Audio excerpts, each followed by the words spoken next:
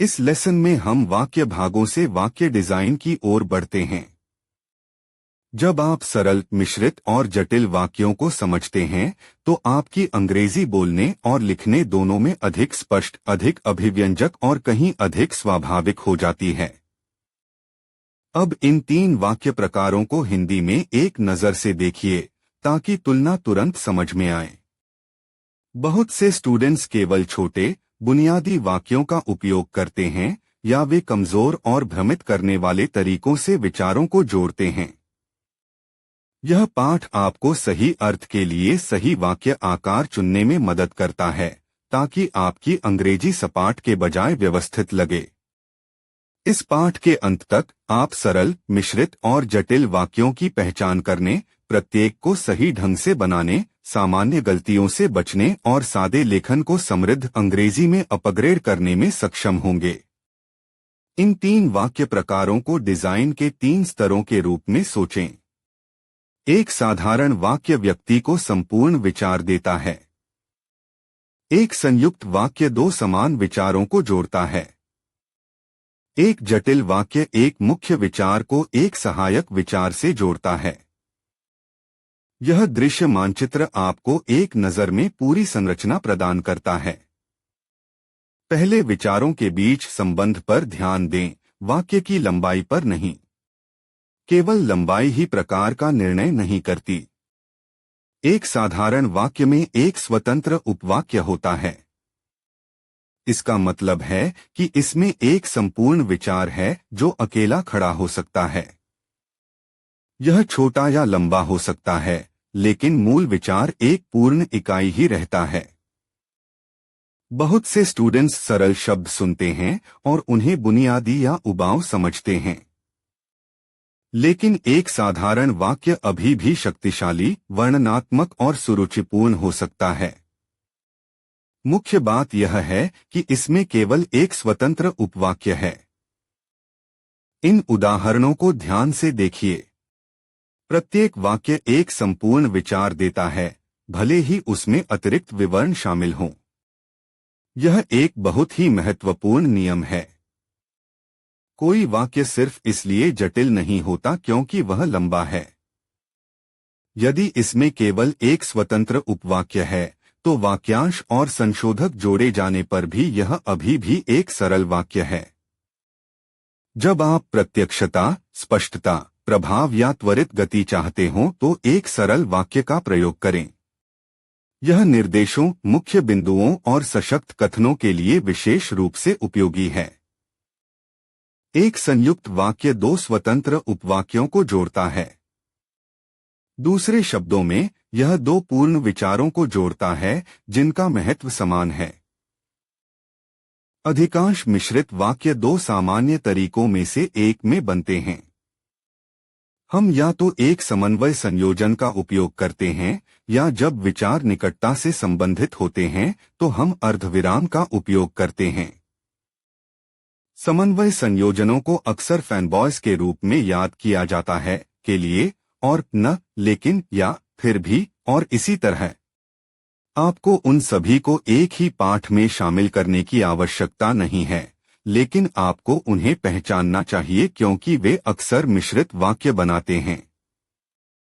यहाँ संरचना दृष्टिगत रूप से दी गई है। ध्यान दें कि दोनों पक्ष पूर्ण वाक्य के रूप में अकेले खड़े हो सकते हैं। वह संतुलन ही संरचना को मिश्रित बनाता है। प्रत्येक उदाहरण में दोनों पक्ष पूर्ण हैं। प्रत्येक आधे भाग को अलग अलग पढ़ें और आप देखेंगे कि दोनों अकेले खड़े हो सकते हैं।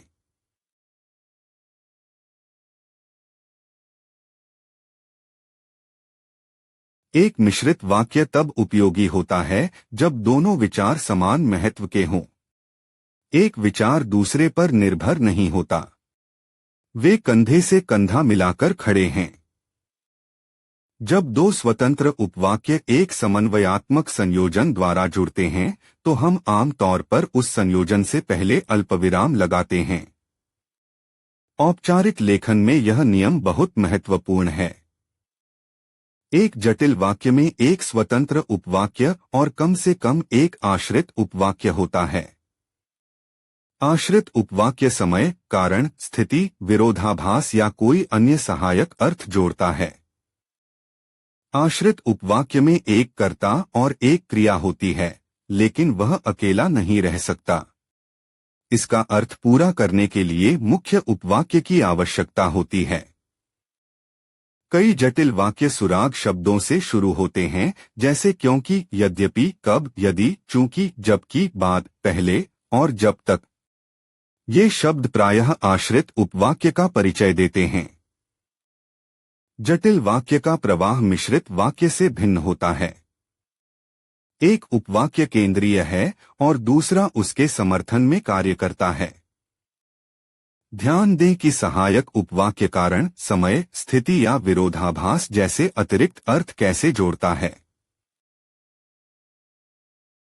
जटिल वाक्य में आश्रित उपवाक्य पहले या दूसरे स्थान पर आ सकता है। यदि यह पहले आता है तो हम आमतौर पर इसके बाद अल्पविराम लगाते हैं। यदि यह दूसरे स्थान पर आता है तो वह अल्पविराम अक्सर अनावश्यक होता है। यह तुलना बहुत उपयोगी है। मूल अर्थ समान रहता है, लेकिन वाक्य शैली, लय और संरचना बदल जाती है। यहाँ साफ अंतर है। एक साधारण वाक्य व्यक्ति को संपूर्ण विचार देता है। एक संयुक्त वाक्य दो समान विचार देता है। एक जटिल वाक्य एक मुख्य विचार और एक सहायक विचार देता है। जब आप वाक्य प्रकार को शीघ्रता से पहचानना चाहते हैं तो स्वतंत्र उपवाक्यों की गिनती से शुरुआत करें। फिर संयोजन या आश्रित उपवाक्य मार्करों की तलाश करें। अच्छे व्याकरण सीखने वालों को न केवल वाक्य प्रकारों की पहचान करनी चाहिए, उन्हें एक फॉर्म को दूसरे फॉर्म में भी बदलना चाहिए। इससे आपको लेखन में लचीलापन बनाने में मदद मिलती है। कभी कभी शब्दों में परिवर्तन करके एक ही विचार को सरल वाक्य में भी तब्दील किया जा सकता है। यहीं पर शब्दावली और व्याकरण एक साथ काम करते हैं। जब आप स्वच्छ संचार, तेजी से पढ़ना या मजबूत जोर देना चाहते हैं तो एक सरल वाक्य चुनें। मुख्य तथ्यों और संक्षिप्त स्पष्टीकरणों के लिए यह अक्सर सबसे अच्छा विकल्प होता है। एक मिश्रित वाक्य चुनें जब दोनों विचार समान रूप से महत्वपूर्ण हों और समान स्थान के पात्र हों। यह संबंधित विचारों के बीच संतुलन और सुचारू गति बनाता है। एक जटिल वाक्य चुनें जब एक विचार को नेतृत्व करना चाहिए और दूसरे को समर्थन देना चाहिए। यह आपको कारण, समय, स्थिति, रियायत और उद्देश्य को अधिक सटीक रूप से व्यक्त करने में मदद करता है। रियल बातचीत में तीनों वाक्य प्रकार स्वाभाविक रूप से प्रकट होते हैं। अच्छे स्पीकर बार बार एक ही पैटर्न का उपयोग करने के बजाय उन्हें मिलाते हैं। दो पूर्ण वाक्यों को केवल अल्पविराम से जोड़ना एक बहुत ही सामान्य गलती है। इस त्रुटि को अल्पविराम ब्याह कहा जाता है और इसे ठीक किया जाना चाहिए। एक और गलती आश्रित उपवाक्य को ऐसे लिखना है जैसे कि वह पूरा वाक्य हो। आश्रित उपवाक्य को अर्थ पूरा करने के लिए मुख्य उपवाक्य की आवश्यकता होती है। कुछ स्टूडेंट्स इसका अत्यधिक उपयोग करते हैं और अजीब या दोहरावदार लेखन करते हैं। इसका समाधान जटिल वाक्यों से बचना नहीं है, बल्कि अपनी संरचनाओं को समझदारी से बदलना है। यदि आपके सभी वाक्य एक जैसे लगते हैं तो आपका लेखन सपाट लगता है। एक चतुर लेखक जानबूझकर वाक्य विविधता का उपयोग करता है। उत्तरों की जांच करने से पहले प्रत्येक वाक्य को पढ़ें और उसके प्रकार की पहचान करें। खंड संरचना पर ध्यान दें, वाक्य की लंबाई पर नहीं। आइए स्तर को थोड़ा बढ़ाएं। ये उदाहरण अभी भी प्रबंधनीय हैं, लेकिन आपको इस बात पर ध्यान देना चाहिए कि खंड कैसे जुड़ते हैं। अब जो वाक्य प्रकार पूछा गया है उसे बनाने का प्रयास करें। यह उस प्रकार का अभ्यास है जो निष्क्रिय ज्ञान को सक्रिय कौशल में बदल देता है। वीडियो रोकें और जोर से बोलें। प्रत्येक प्रकार का एक वाक्य आजमाएं। पैटर्न को बोलने से आपको उन्हें केवल पढ़ने की तुलना में कहीं बेहतर ढंग से याद रखने में मदद मिलती है। कौन सा संस्करण बेहतर और अधिक संपूर्ण लगता है? वह वाक्य चुनें जो व्याकरणिक रूप से मजबूत हो। यहाँ एक अंतिम लेखन युक्ति है।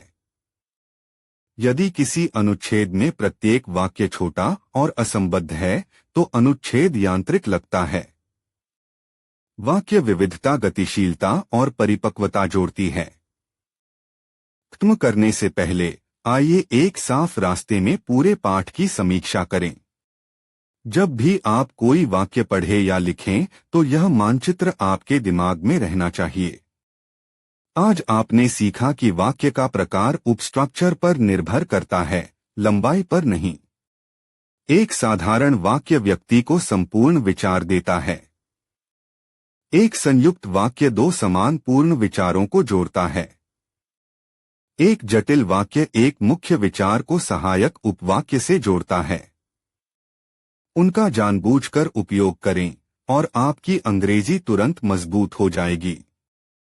अगर आपको एक ही बात याद है तो ये तुलना याद रखें।